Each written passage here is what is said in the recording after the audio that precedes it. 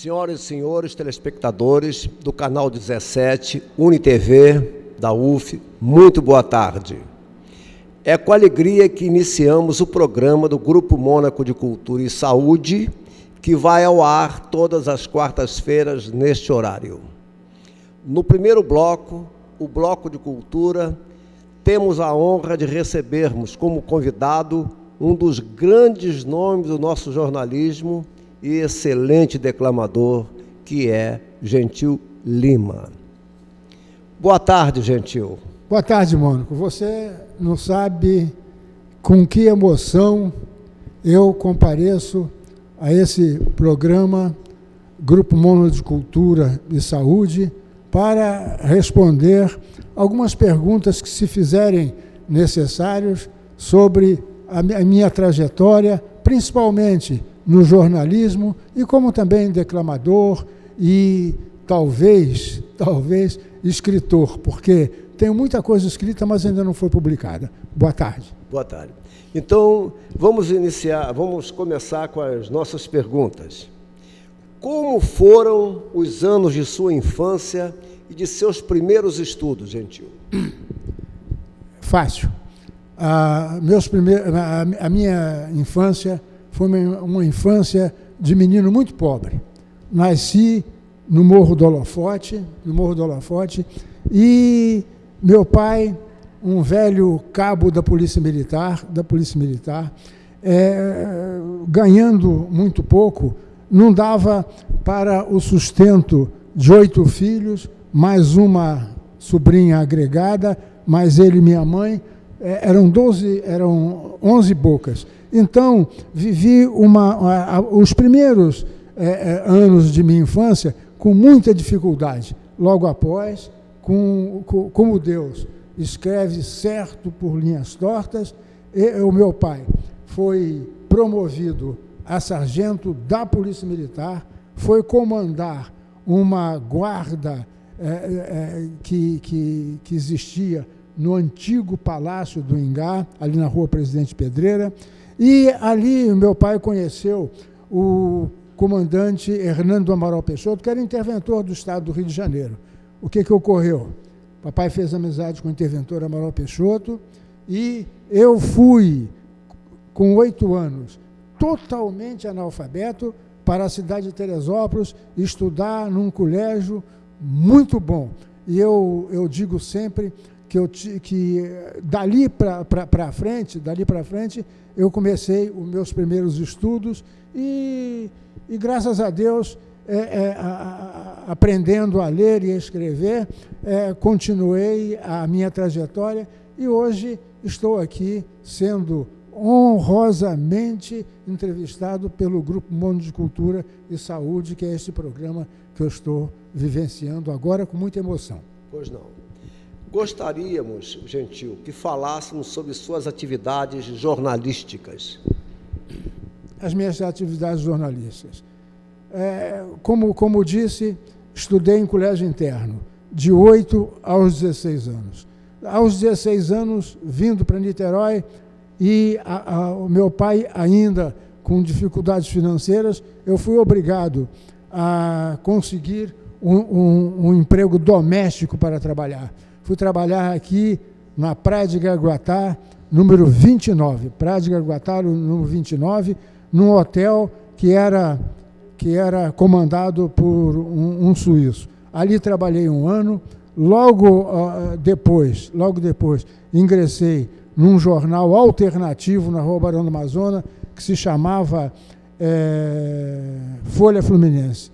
Da Folha Fluminense, eu passei para o jornal O Diário do Povo. Do Diário do Povo, fui para o Diário do Comércio, presidido por Dalto Feliciano Pinto. Ajudei a fundar a revista Guanabara, que era do escritor Sindulfo Santiago, que tem até livros escritos, e dali eu nunca abandonei o jornalismo, aí até que eu ingressei no serviço público, mas eu quero esclarecer bem que o serviço público sempre foi no trabalho de imprensa. Viajei os 4 cantos do Estado, com todos os governadores de 1960 para cá.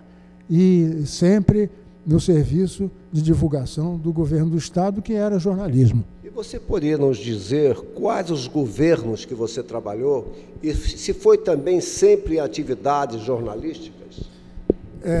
Comecei com José de Carvalho Janotti, que fez um mandato tampão de 6 meses, porque o José de Carvalho Janotti, um teresopolitano que eu já conhecia da minha infância, porque ele foi candidato a prefeito de Teresópolis.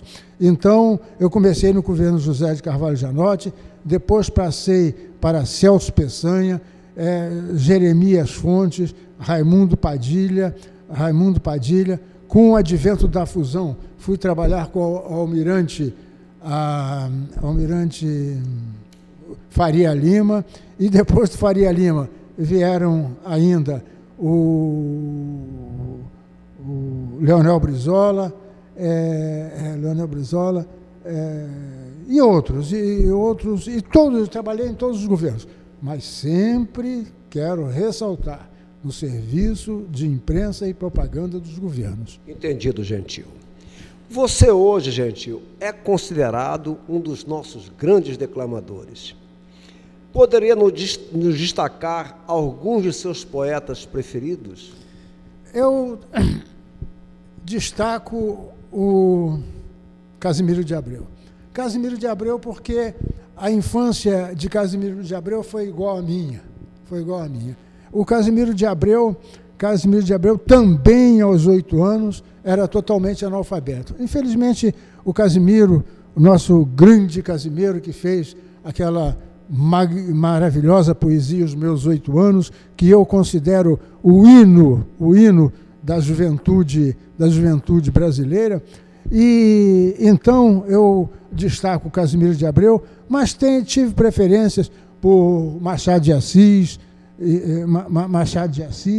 e Raimundo Correia e tantos outros que eu li, Castro Alves, e que eu fui aprendendo com eles a arte da poesia e também, modéstia à parte, a arte do dizer. Muito bem. Você falou Machado de Assis, poeta. Muitos não sabem porque Machado de Assis foi marcado sua obra prosa, né? E ele também era realmente um grande poeta. Lembrou muito bem o Raimundo Correia, o Castro Alves, o Casimiro de Abreu. E eu queria, Gentil, saber se você poderia recitar alguns de seus poemas, desses poetas citados. Então, vamos lá. Vamos começar com o Casimiro de Abreu, que fez, como já falei, o hino da juventude, que é o poema Os Meus 8 Anos. Você me perdoe porque eu estou aproveitando esse momento, sabendo eu que você é um grande declamador, dos mais respeitados, dos mais queridos. Eu estou aproveitando esse momento para beliscar alguma declamação de alguns poetas que foram marcados aqui na nossa literatura. Vamos lá. Meus 8 anos. Oh, que saudades que tenho da aurora da minha vida, da minha infância querida que os anos não trazem mais. Que amor, que sonho, que flores, naquelas tardes fagueiras, à sombra das bananeiras, debaixo dos laranjais. Como são belos os dias do despontar da existência, respira a alma inocência como perfumes à flor. O mar é um lago sereno, o céu um manto azulado, o mundo um sonho dourado, a vida um hino de amor. Que auroras, que sol, que vida, que noites de melodias, naquela estranha alegria, naquele imenso folgar. Em vez das mágoas de agora, eu tinha nessas delícias de minha mãe as carícias e beijos de minha irmã. Livre filho das montanhas, eu seguia bem satisfeito, com a camisa aberta, o peito, pés descalços, braços nus, correndo pelas campinas. à roda das cachoeiras, atrás das asas ligeiras das borboletas azuis. Naqueles tempos ditosos, eu ia colher as pitangas, trepava a tirar as mangas, brincava à beira do mar, rezava as ave-marias, achava o céu sempre lindo, adormecia sorrindo e despertava a cantar. Oh, que saudades que tenho da aurora da minha vida, de minha infância querida, que os anos não trazem mais. Que amor, que sonho, que flores, naquelas tardes fagueiras, à sombra das bananeiras, debaixo dos laranjais. Como é que o Casimiro de Abreu faz um poema com essa idade de 18 anos, faz uma beleza, um dos poemas mais lindos da nossa literatura. Da literatura brasileira. Parabéns, Gentil. Muito obrigado. E como você se sente participando do movimento cultural de nossa cidade?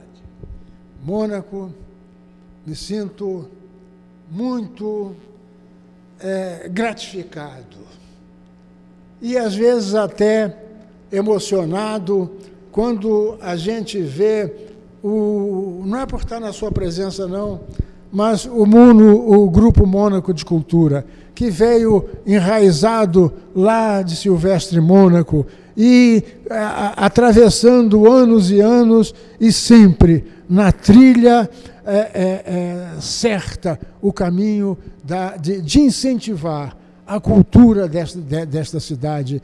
Os governos, me desculpem, os governos, principalmente o governo municipal, devia olhar mais para as entidades culturais, para as academias de letras, para que elas possam com os elementos que têm, transmitir aos mais jovens aquilo que representa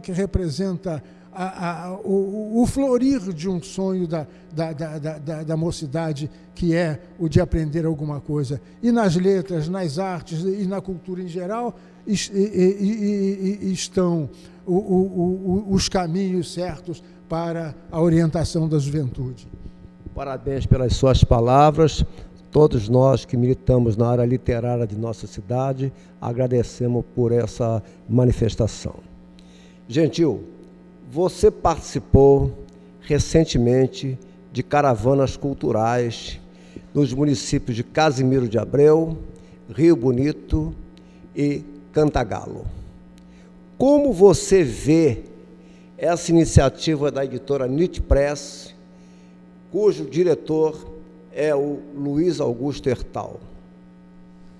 Eu vejo com imensa alegria, mas a alegria imensa em poder ver o Luiz Hertal presidindo esta caminhada cívica, patriótica, cultural, literária para os municípios do Estado.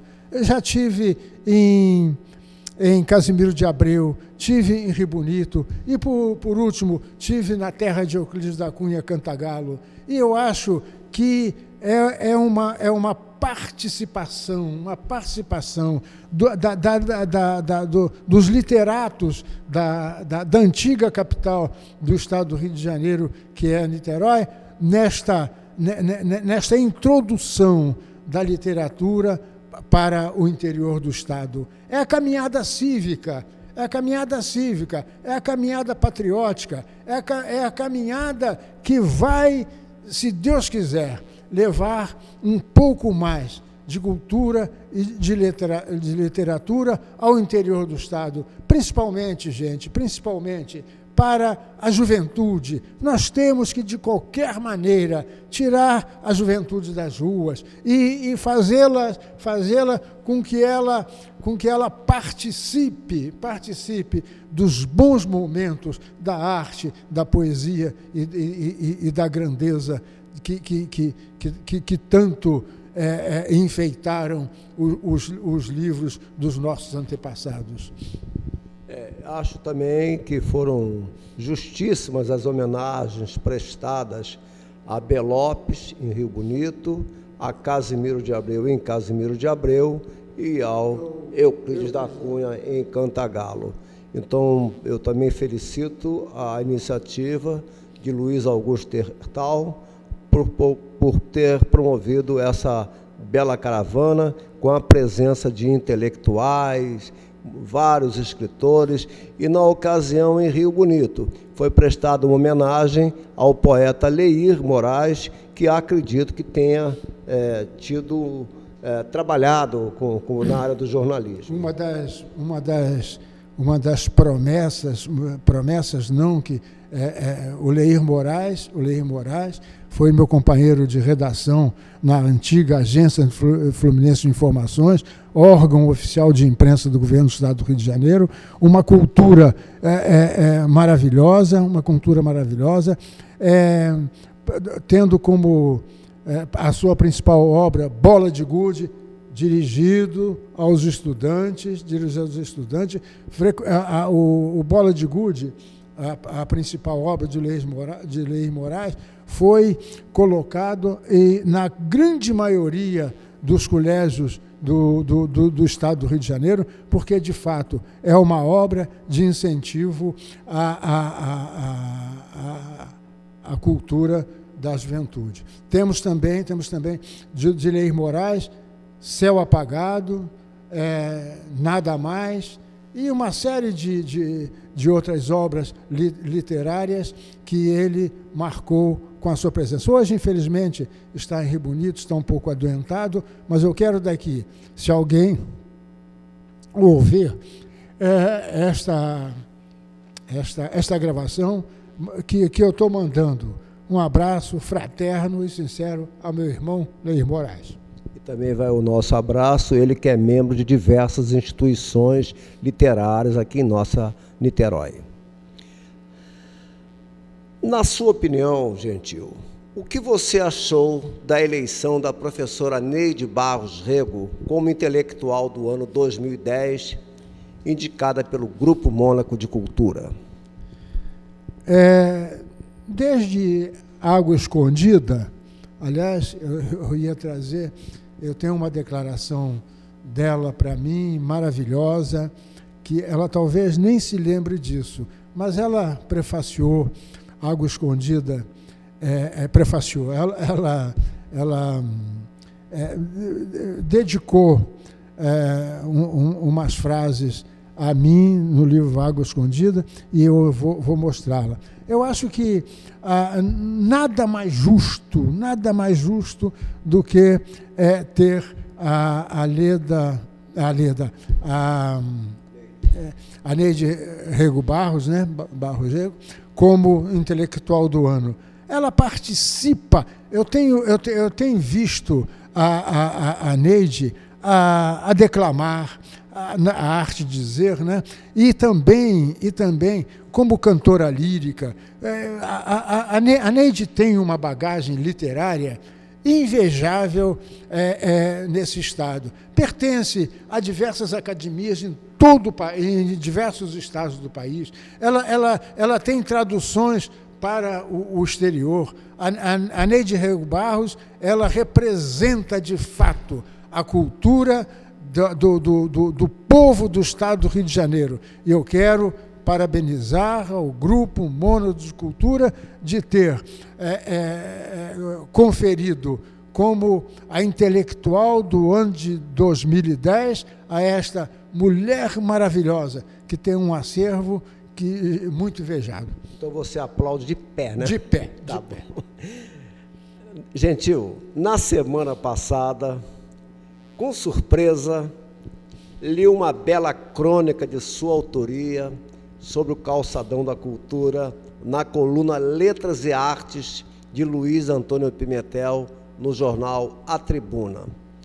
Por que a razão da crônica? Fácil, muito fácil. Eu acho que o Calçadão da Cultura, que já lançou de poetas, de escritores de Niterói e também de outros municípios do estado, cerca de 800 livros, é um marco impressionante de cultura, de literatura, de poesia, de arte, nessa cidade de Niterói. O Calçadão da Cultura não tem ata, não tem local... É uma universidade da rua. E como universidade da rua, tem uma frequência de tantos literatos, de tantos jornalistas e de tanta gente importante na literatura que para ali vão discutir problemas culturais e, o mais importante, nós temos lá o nosso Luiz Antônio Pimentel, que dá verdadeiras aulas de arte e de poesia para os niteroenses. Já que você falou em Luiz Antônio Pimentel, ele é o presidente do Grupo Mônaco de Cultura. E é presidente de tudo. Eu queria, Gentil, aproveitar essa oportunidade para você nos falar sobre a importância de Luiz Antônio Pimentel na área jornalística e cultural de Niterói. É com muita emoção que a gente fala de Luiz Antônio Pimentel. Ora, gente, um homem com 98 anos, dando exemplos para todos nós da sua vitalidade, do seu amor às letras, do seu amor às artes, do seu amor à juventude, trouxe para este país os haikais, né? Os haikais, e quanta maravilha o nosso velhinho produz a cada dia. Ele fala assim: Gentil, vou fazer um haikai agora. Aí chega, mas que beleza, que perfume de flor ele transforma em letras, entendeu? A beleza da poesia, a beleza da arte. Todos os dias o nosso velho Pimenta está lá no Calçadão da Cultura. Ele não perde um dia de ali estar para levar àqueles que querem o ouvir um pouco da beleza da sua vida. É um homem que precisava, de qualquer maneira, ter a benesse do poder público. O poder público tinha que olhar para o Pimentel com mais respeito, participa de todas as academias, ainda esta semana nós tivemos lá na Cora Coralina, e é um homem de uma simplicidade, né? De uma simplicidade que emociona a qualquer um que tem a aventura de conhecer Luiz Pimentel. Pimentel é o nosso mestre, é o nosso rei, é o nosso ser, é o nosso tudo. Eu fiquei também muito emocionado com as palavras, porque tudo que se fala sobre Pimentel, acho que ainda é pouco. E eu gostaria de saber que eu pretendo correr um abaixo-assinado. Espero que você assine esse abaixo-assinado, porque quando o nosso Pimentel comemorar seus 100 anos, se Deus quiser, isso vai acontecer. Vamos pedir para que esse dia, 29 de março, seja ponto facultativo aqui em Niterói. Perfeito. Já está, com a graça de Deus, aprovada a proposta. Aliás, não vai ter ninguém que recusaria uma proposta tão humana e tão séria como essa. Considerações finais, Gentil. Gente, é duro. O menino pobre dos morros estar hoje nesse programa tão maravilhoso, não conhecia, mas conhecia muito por falar e por dizer. Quero dizer que a minha emoção é grande.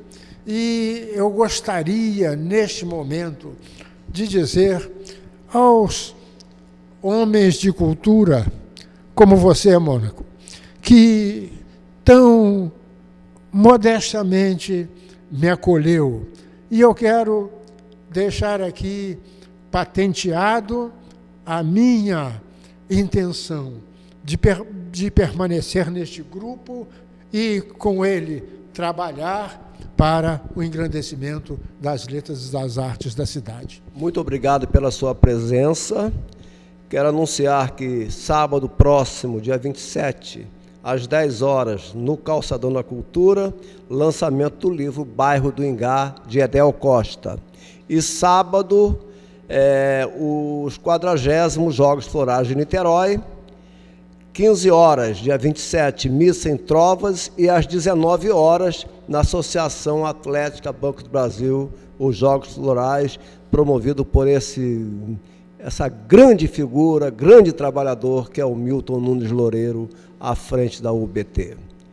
Despeço-me agradecendo aos telespectadores, lembrando que o programa é reprisado às quintas-feiras, às 21 horas, às sextas-feiras, às 9 da manhã, e aos sábados, às 16 horas. O segundo bloco terá o comando de nossa querida acadêmica, apresentadora, Elizabeth do Vale. Muito obrigado a todos.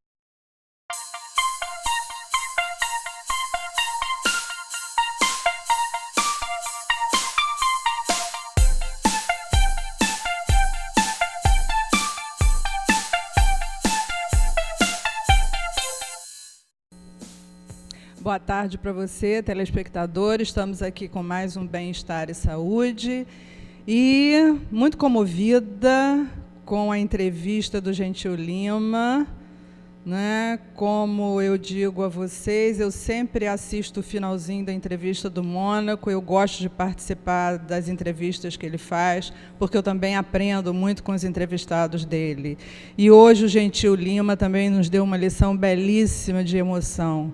E eu sou movida à emoção. Como vocês sabem, quer dizer, se não sabem, vão ficar sabendo agora. Eu valorizo muito a emoção. Acho que a emoção é o que dá o colorido à vida, é o que faz com que a gente resista às intempéries, é o que faz com que a gente se firme mais um pouco no solo que a gente pisa, se humanize mais, cuide melhor do país no qual a gente vive, e tantas outras coisas, tantas outras virtudes que nascem exatamente da emoção, da comoção, né? E da beleza que a gente traz no interior de cada ser humano. Essa essência maravilhosa que nos dá a cada dia mais forças, não é? E mais esperanças para que a gente possa vencer esses tantos obstáculos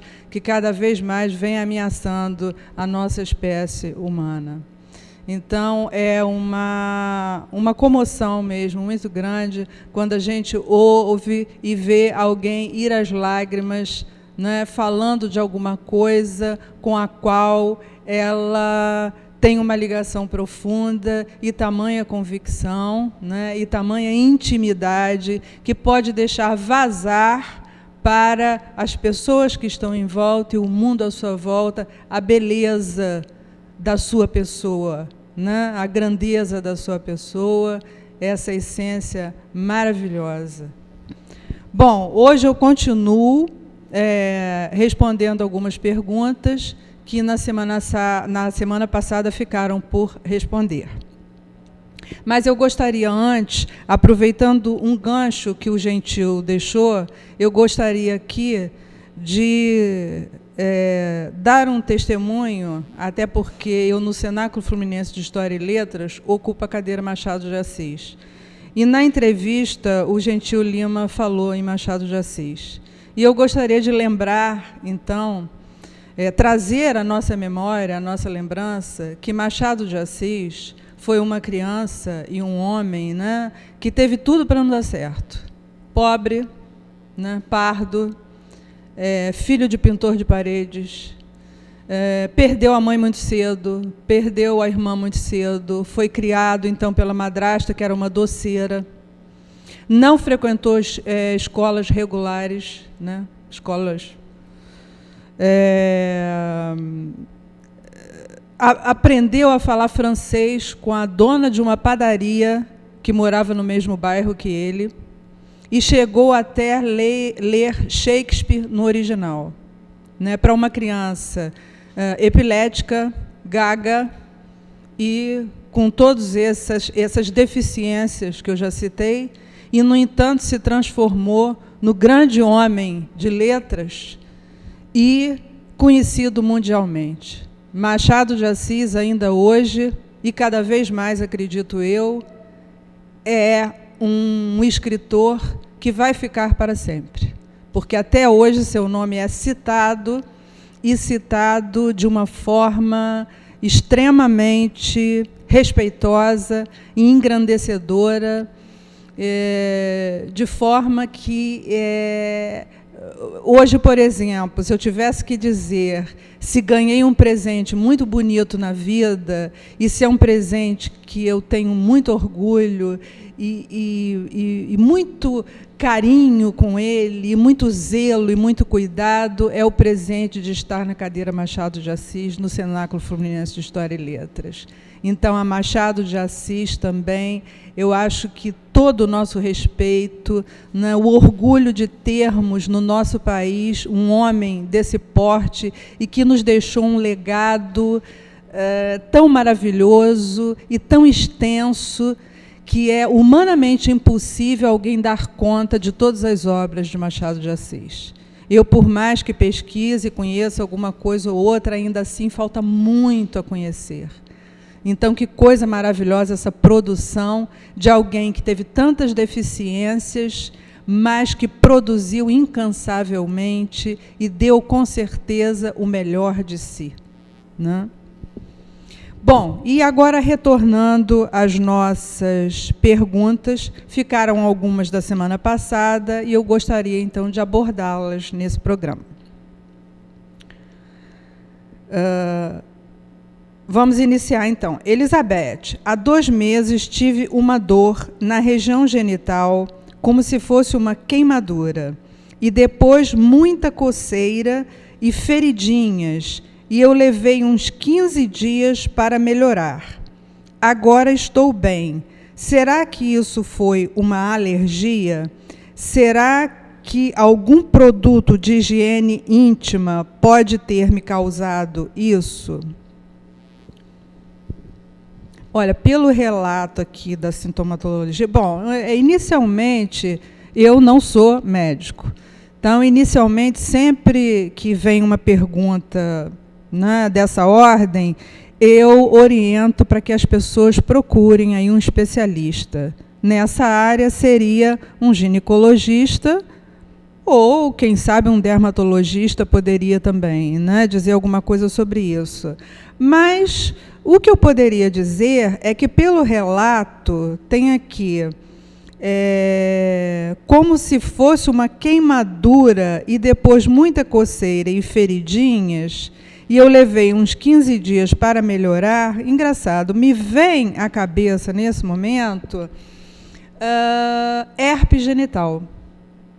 Herpes genital, ele começa com uma dor intensa, como se a pessoa tivesse queimado mesmo, passado assim no fogo a pele, né? E arde, coça. Agora, ela não relatou aqui bolinhas, porque o herpes, antes de dar as feridinhas, ele dá umas bolinhas. E quando as bolinhas estouram, é que vem as feridinhas, né? E é uma doença que tem, sim, que ser olhada por um especialista, até para conduzir o tratamento disso. Porque, se for herpes genital, provavelmente a pessoa vai ter, ao longo da vida, talvez outros surtos de herpes. E, tendo outros surtos, existem medicamentos hoje que fazem com que essas feridinhas cicatrizem mais rapidamente e a pessoa não leve, então, 15 dias para cicatrizar a feridinha. Já existem medicamentos que atuam. E outra coisa, a importância do medicamento é para que também não haja infecção secundária naquele lugar das feridinhas, né? Porque é um local que fica exposto à contaminação, né, por outros germes que possam, né, por ali passar em relação a esse lugar que fica vulnerável à entrada, então, de alguma bactéria ou algum outro germe que possa infectar essa área e produzir uma infecção secundária. Então, seria muito bom consultar um ginecologista ou um dermatologista e ter, a contento, uma indicação mais orientada de como vai cuidar, então, do momento que apareça um surto de herpes, né? Normalmente, esses surtos acontecem quando há uma baixa do sistema imunológico e, às vezes, o herpes aparece. Então, da minha parte, está dada aqui a orientação possível. No mais, tem que se procurar mesmo um especialista para se ter a conduta ideal aí a ser concluída. Correto? E agora vamos para a segunda pergunta, que ficou sem resposta. Eu gostaria de saber se a mulher pode ter mais de 3 orgasmos seguidos, pois estou desconfiado que ando fazendo, olha só, que ando fazendo papel de bobo com a minha ficante. Eu tenho 40 anos e ela tem 42. Eu confesso que acho a situação um pouco forçada. Será que minha percepção está correta? Gente, eu estou aqui numa saia justa, né? Olha, o que acontece é que existem maneiras diferentes da manifestação do orgasmo de mulher para mulher, né? Então, eu não diria aqui que 3 orgasmos seria possível. E a coisa do orgasmo múltiplo, eu vejo mais como um mito do que como uma realidade, né? Há pessoas que talvez não saibam, não se interem do assunto, não consigam aí ter uma visão mais a contento da questão e se iludem, às vezes, num processo um pouco teatral até, né, de veicular esse prazer, que é lógico que é um prazer que mobiliza, mas o que eu diria é que, na questão do orgasmo, há orgasmos e orgasmos, né? Assim como para a mulher, é para o homem também, né? Há orgasmos que o homem vai nas nuvens, né? E há outros orgasmos que, cá para nós, não quer dizer muita coisa, né? Então, ali, todo mundo da técnica está me olhando, levantando o braço e fazendo assim. Vocês concordam? Estão escondidinhos aí, né? Vocês concordam, né? Então, é isso aí, gente. E o que acontece é o seguinte, com a mulher especificamente, o que acontece é que existem respostas no sentido do orgasmo, às vezes, ele não viria assim totalmente num momento único, mas ele viria assim aos pouquinhos, né? A pessoa tem uma descarga de orgasmo um pouquinho e, às vezes, a estimulação não está tão boa, não tá, o parceiro para um pouco, quando o parceiro continua aí, vem mais um pouquinho, é como se fosse um orgasmo fragmentado, não é que seja orgasmo múltiplo, é que o orgasmo se fragmentaria, não é? Em um pouquinho aqui, um pouquinho aqui, um pouquinho aqui. E tem outras pessoas que já têm, vamos dizer assim, se a gente pode exagerar um pouco, é força de expressão, mas para a gente entender bem. Tem outras pessoas que teriam assim, uma volúpia na hora do orgasmo, teriam um orgasmão, né? Aquela coisa que ninguém segura. Né? Então, isso é muito fisiológico também, é muito de cada pessoa, cada um tem o seu jeito, aí, a sua fisiologia, né, do orgasmo, assim como o homem também tem a sua fisiologia da ereção, e de acordo com vários fatores, de acordo com a estimulação, de acordo com o momento que ele está vivendo, de acordo com as suas descargas hormonais. Por exemplo, se houver uma descarga adrenérgica muito forte, é difícil de ter ereção e de ter orgasmo, né?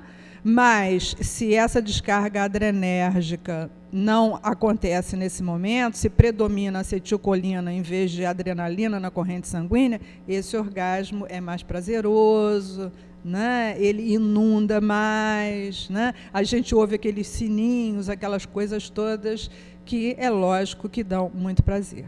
Né? Então, acho que, na medida do possível, tentei, né? Agora, outra questão. Sou estudante de veterinária e adoro os animais. Acho que gosto mais dos animais do que dos seres humanos. Tenho maior entrosamento com os animais do que com as garotas que conheço. Minha irmã diz que eu sou complexado, que eu grudo nos animais porque sou inibido com as pessoas e fujo delas. Gostaria de ouvir sua opinião. Quando você diz aqui embaixo, né, se submete às coisas que a sua irmã fala para você, descreve a situação aqui para mim e diz embaixo que gostaria de ouvir a minha opinião, me parece que você também está em dúvida em relação a isso. Você está dizendo aqui o que se passa, mas, na verdade, no fundinho dessa situação, tem uma dúvida aí. Você também está meio confuso por que está dando preferência aí aos animais, de ficar nesse grude, e não está dando, talvez, um espaço para as garotas. Né? Vamos ver aqui se você não está, nesse momento, um pouquinho desencantado por alguma situação que você tenha vivido com alguma garota que tenha te magoado, que, enfim, não tenha sido boa a relação, que tenha havido alguma coisa que ficou por resolver. Né? Eu diria que a coisa talvez fosse por aí. Né? Quer dizer, dá uma olhadinha, né? Aí faz um retrocessozinho e das suas últimas histórias com as garotas, dos seus últimos encontros com as garotas, como é que tem sido? Se é assim desde pequeno, né? Em que momento isso começou a acontecer? O fato de você dizer que com as garotas tem uma dificuldade. Né? Porque com os animais muita gente tem esse apego, esse carinho, gosta muito, isso não é problema. Né? Isso aí é uma coisa até boa. Se você tem uma profissão que lida com os animais e gosta deles, tem humanização para lidar com eles, para atendê-los e para fazer o melhor que você pode por eles, ótimo, maravilhoso. Agora, o porquê que com as garotas a coisa está relegada a um segundo plano é que talvez deva ser visto, né? Deva ser repensado isso, enfim, tem alguma coisa aí que não está bem esclarecida. E como você diz aqui que gostaria de ouvir a minha opinião, eu espero que eu possa estar te passando alguma coisa a mais que possa contribuir para que você reveja, então, essa situação com as meninas. Certo? Bom, agora outra questão. Elizabeth, gostaria de saber sua opinião sobre até onde podemos confiar em pessoas e suas atitudes, pois percebo que a cada dia torna-se mais difícil a cooperação sincera sem interesses e de boa vontade. Vou reler, gente, vou reler. Gostaria de saber sua opinião sobre até onde podemos confiar em pessoas e suas atitudes. Tá. Eu acho que, a princípio, na minha ótica, para se confiar em pessoas e nas suas atitudes, há que se ter um certo tempo para que isso aconteça, né? Haja vista a situação dramática que nós estamos vivendo no nosso país, situação essa de desencanto com a questão da humanização, né? Com a questão da humanização em termos dos profissionais, de uma maneira geral, com a questão da humanização em termos de amizades, de cooperação, até dentro das famílias, né? Pais e filhos e parentes, aí, de uma maneira geral, irmãos, né? E, quer dizer, nós estamos vivendo um tempo em que as relações estão muito tumultuadas.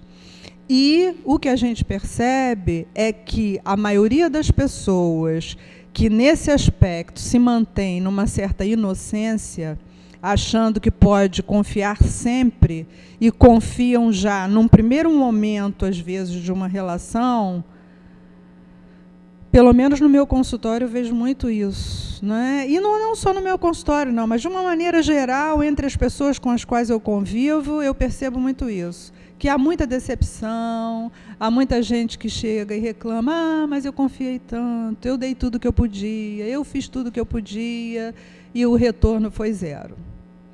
Então, há que se ter esse cuidado de que confiança, né, e cooperação, de uma certa forma, a gente vai adquirindo à medida que a gente convive.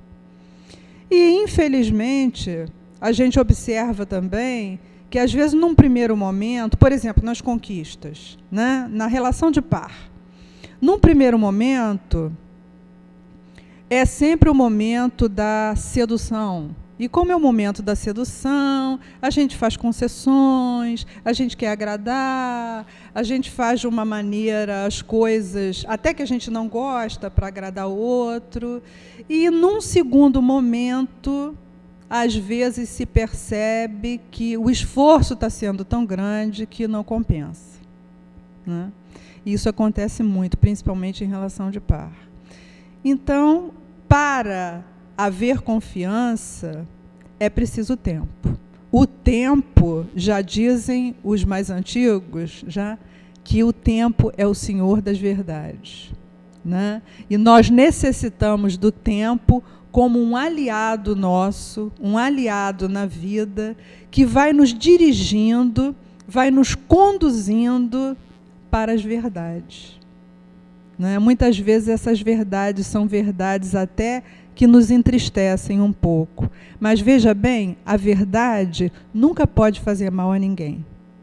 A verdade não pode nos prejudicar, a menos que sejamos extremamente infantilizados ou até imbecilizados, né? É forte o termo, mas às vezes a gente usa um termo forte e brusco dessa maneira para chamar a pessoa à razão, né? Então, é importante que a gente possa entrar em contato cada vez maior com as nossas verdades, porque é lógico que cada um tem a sua, né? E do momento que a gente vai entrando mais em contato com as nossas verdades, talvez a gente possa ir colocando essas nossas verdades para as pessoas que estão à nossa volta. Isso é importante? É importante, né? Porque aí você não se torna um prolongamento do outro, mas você pode ser você em todos os momentos, né? E a ideia de relação não é que a gente se torne um prolongamento do outro, porque nessa de ficar como um prolongamento do outro, o que acontece é que a gente se anula, né? A gente se atrofia, a gente fica nanico, a gente não cresce, né? E o crescimento, então, é justamente poder enfrentar as nossas verdades. E poder abrir espaço também para que o outro faça a mesma coisa. E se a relação não frutificar, se ela não evoluir, é porque não tem que ser mesmo, né? A gente também tem que aceitar essa verdade, né? De duas pessoas não conseguirem crescer num relacionamento pelo fato justamente da confiança não ser firmada, não haver um pacto para essa confiança, não haver, né, um movimento que faça com que haja cada vez mais sintonia nessa relação. Então, isso para todas as relações, não especificamente só para a relação de par, para todas as relações de uma maneira geral.